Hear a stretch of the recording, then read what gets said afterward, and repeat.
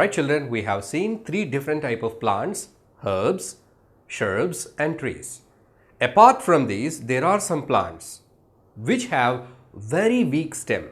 So by that they cannot stand erect. Generally plants, they stand erect.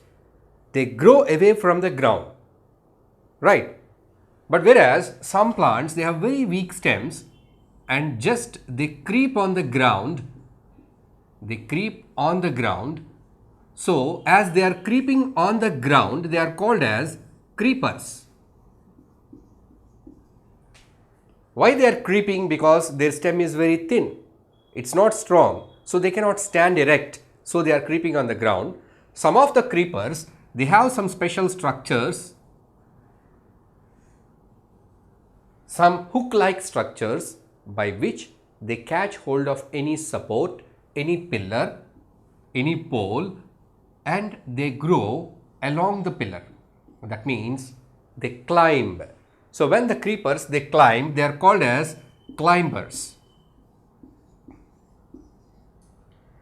So what is the difference between a creeper and a climber? Creepers, they creep on the ground. Climbers, when there is a support, they grow on the support. With the help of special structures, they catch hold of the support and they grow on the support. Right? So that is the difference between the creepers and climbers. So these are different from the other three, that is the herbs, shrubs and trees. Right? Now let us explore the different parts of the plant.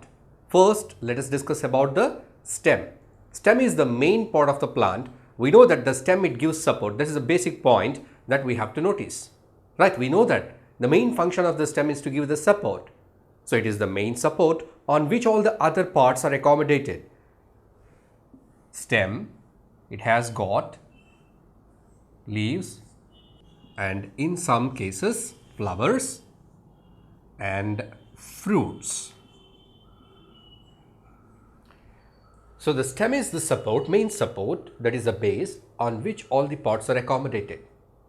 Right? So let us write the function support.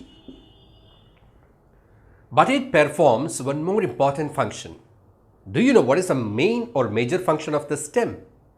The stem, it helps in the process of conduction. What is this conduction? You know that we have highways, national highways and roads. So these roads and highways, they connect the different places. So by that the goods are transported through these highways or roads from one place to another place. Right? So we have some factory at Gujarat. There some materials are made, some products are manufactured.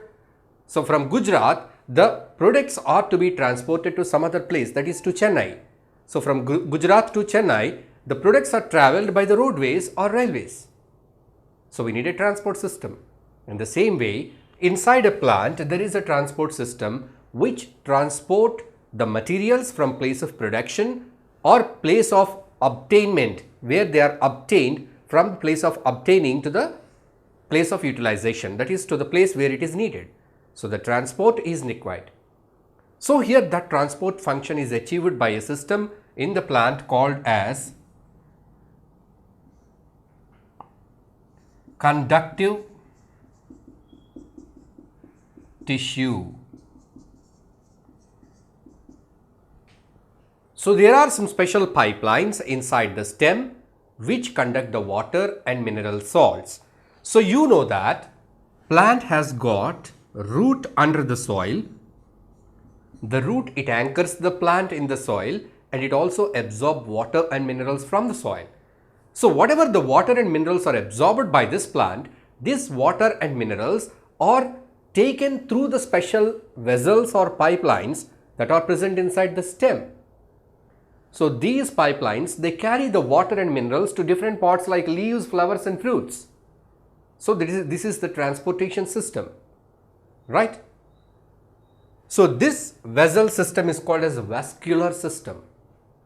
The vascular system, it helps in conducting the water and minerals to different parts of the plant like leaves and fruits. And again, sometimes the food is prepared in the leaves. So that food is stored at some other part. So the food is conducted by the vascular tissue. right? So here inside the stem there are some special pipelines called vessels that help in the transportation, that is the major function. So the stem performs a function called as conduction of what? Conduction of water and mineral salts. So this can be identified or observed with a simple activity. You yourself can perform this activity. So what you need to do this activity, let us see. You need to have a glass of water. Then you need a herb with a white or light colored flower. Take a herb with a light colored flower. Any herb with a light colored flower. Okay. If possible, better you take with a white color flower. So here you have taken a herb. You have cut the stem of the herb which is having a white flower.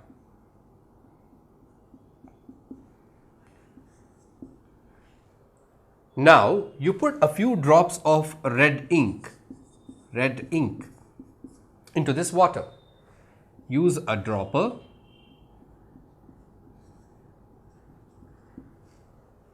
So now the water turns to red color and you let it there for a few hours, 2 hours or 3 hours. Then you can observe one thing, one interesting thing.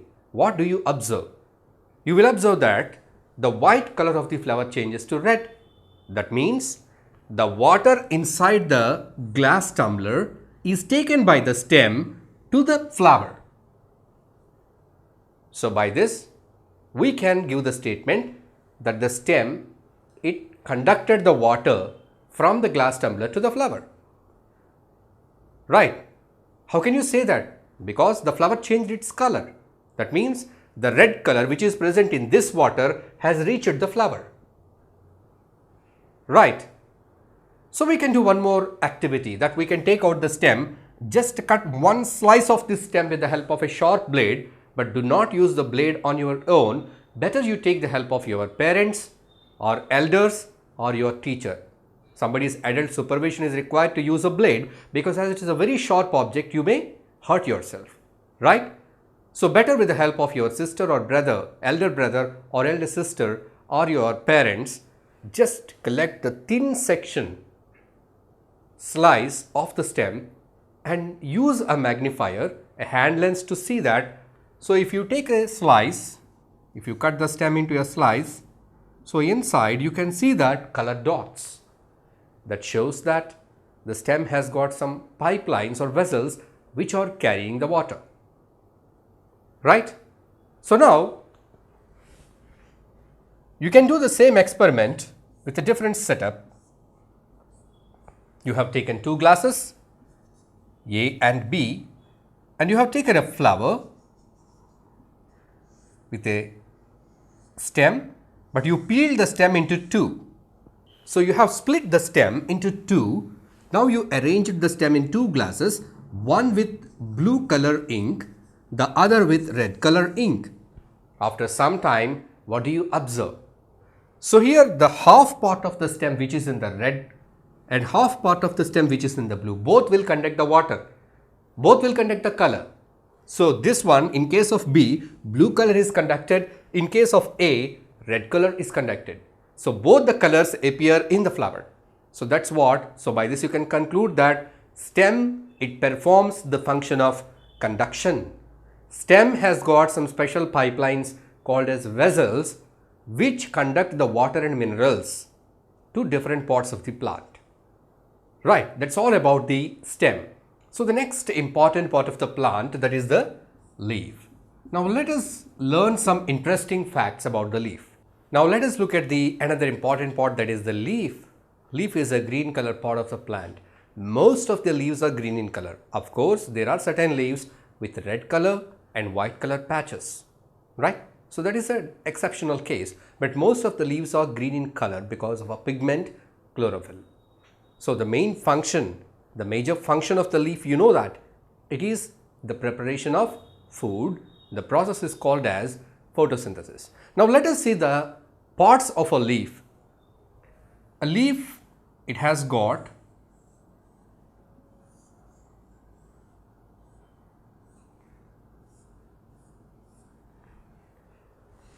a broad surface. A leaf is a flat organ. the surface or the green part of the leaf is called as lamina.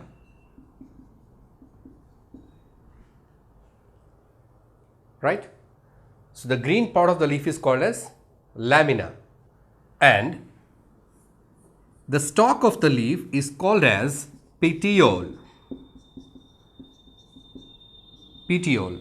So this is the petiole and this is the lamina. Right.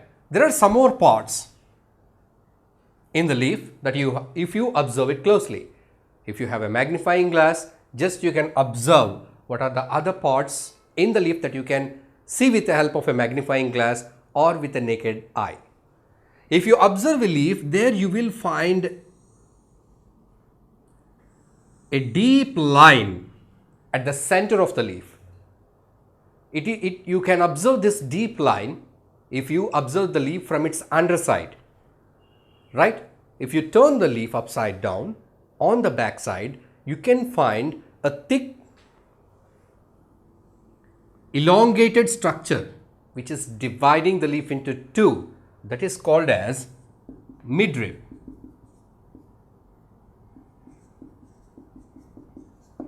That is called as midrib. Right? And if you take a banyan leaf, or if you take a peepal leaf and you take a paper, you put the paper on the peepal leaf, better on the back side of the peepal leaf, and you trace it with the help of a pencil. Then you will find some sketching like this. You will find a sketching like this. This is the peepal leaf. You will find a sketching like this. Oh, you can find so many lines over there. So what are these lines? Those lines you can feel with your hand also. If you take a dried peepal leaf and if you just touch it on the back side, under surface of the leaf, then you will find so many lines like this, and all these are called as veins. They are the network of pipes which are connected to the vessels of the stem. What is their function? How they are useful? They are helpful in the conduction of water. So the leaf, it has got a network of veins for the supply of water and minerals to the leaf. So that is the veins. So in these veins we find a main or major vein which is extending from the petiole to the tip of the leaf, that is called as midrib, as I have written here. Right? So the pattern of leaves, the pattern of veins inside the leaf is called as leaf venation.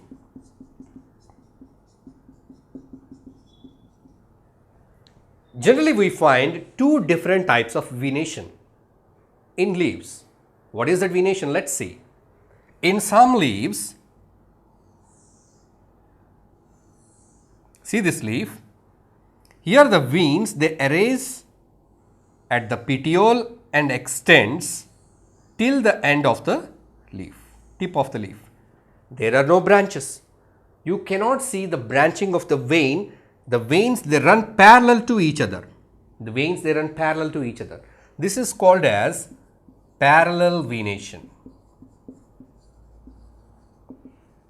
This is especially seen in the plants like grass, rice, wheat, maize, sugarcane. In all these cases, we find parallel venation. So the second case, here you find a leaf. So in the leaf, you will find the veins, subveins and venlets. So likewise, there is a branching. This is called as reticulate venation.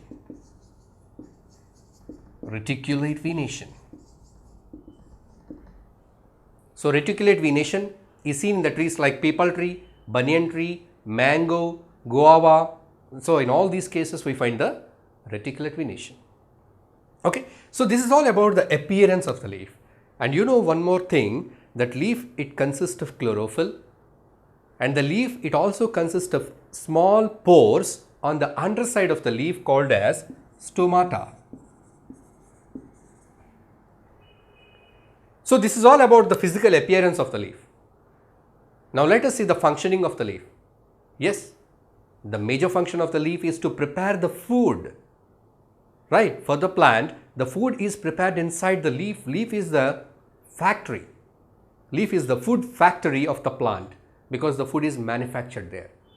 So do you know with what materials a leaf prepares the food? It uses sunlight, carbon dioxide and water. With these three ingredients, a leaf can make food in the form of glucose. So glucose is the food which is prepared from carbon dioxide, sunlight and water.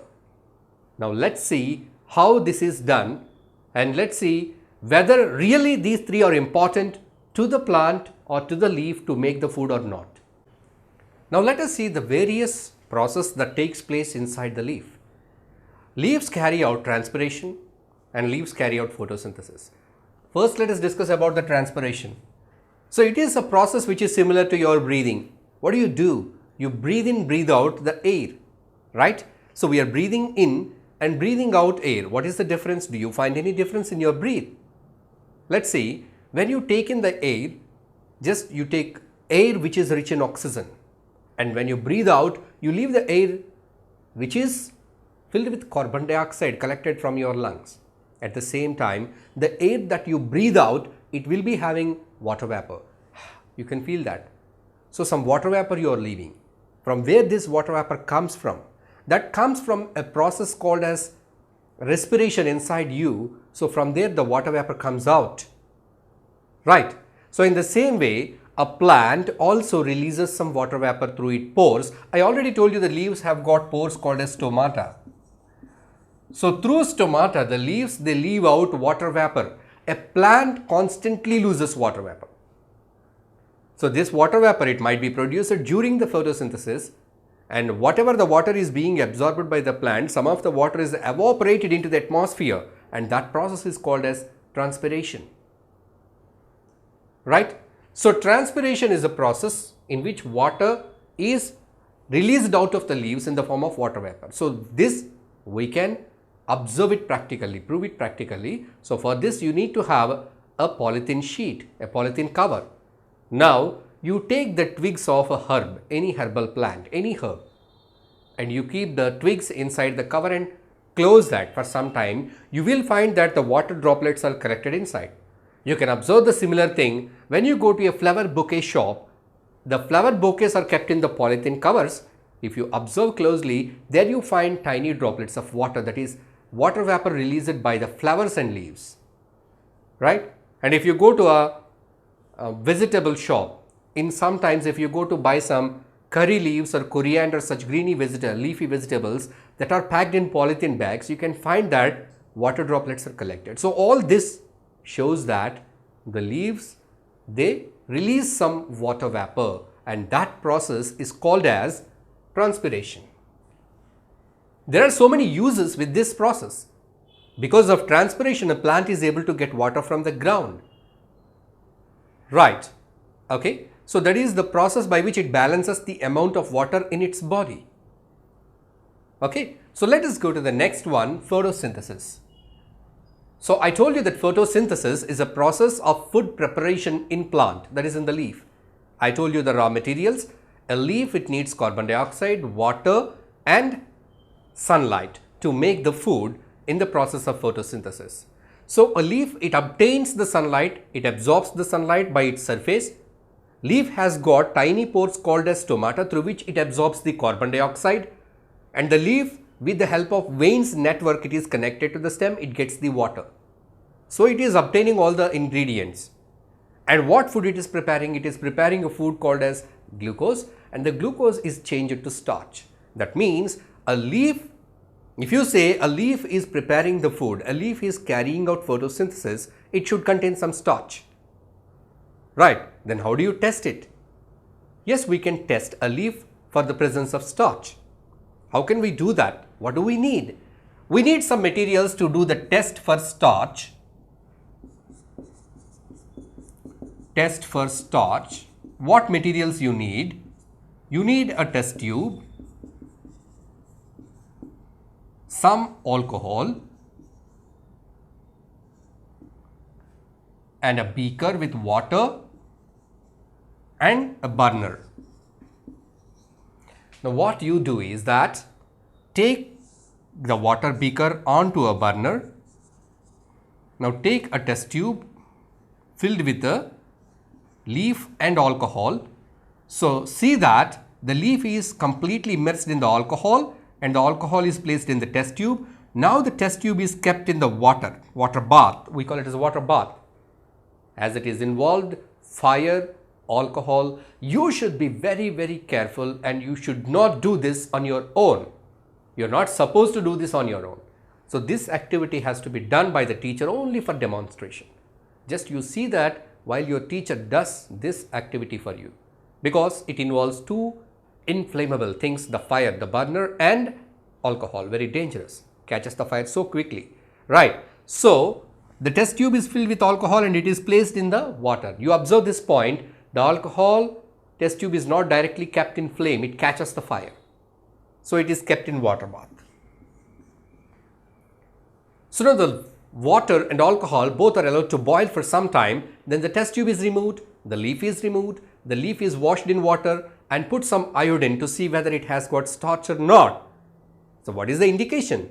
If the leaf turns to dark blue color, it indicates it has got starch. So somebody may put a question, yes, the leaf has got starch, I believe that, I agree with that.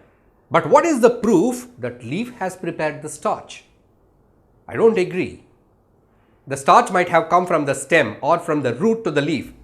The leaf itself has not prepared the starch. Somebody may put the question like this. We have one more activity to disprove his statement. We can prove that the food, the starch, is prepared in the leaf itself. So what is that activity? Let's see.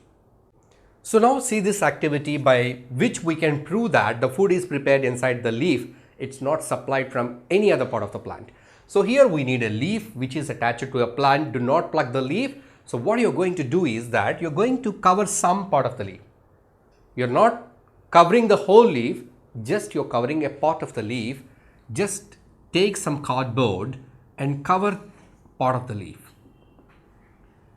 So cover it on both sides, that is on the upper side. Just you take a cardboard, so which is having the similar kind of shape on the back side also. Just you take it like a clip, you fix it to the leaf, leave it in the sun for 1 day. Right. So after that you remove the leaf and you remove the cover, the part which you have covered. Now again perform the alcohol test to the leaf. Right. We have seen how to do the test. Take a beaker, take a test tube with alcohol, put the leaf in the alcohol, put the test tube in the beaker with water and allow it to boil for some time. Take out the leaf, wash it in water and apply some iodine. Then if it turns to dark blue color, it indicates that it has got starch.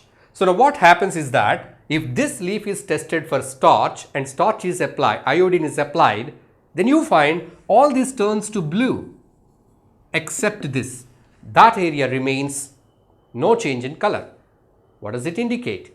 It indicates that in this particular area there was no photosynthesis because that particular area is missing something, some ingredient. What is that? Sunlight.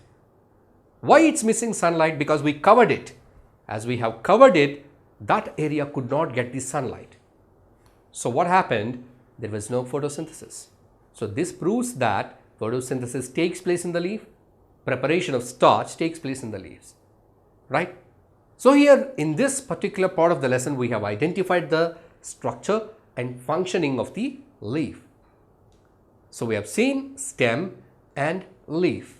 Next, we are moving to the next important part, root of the plant.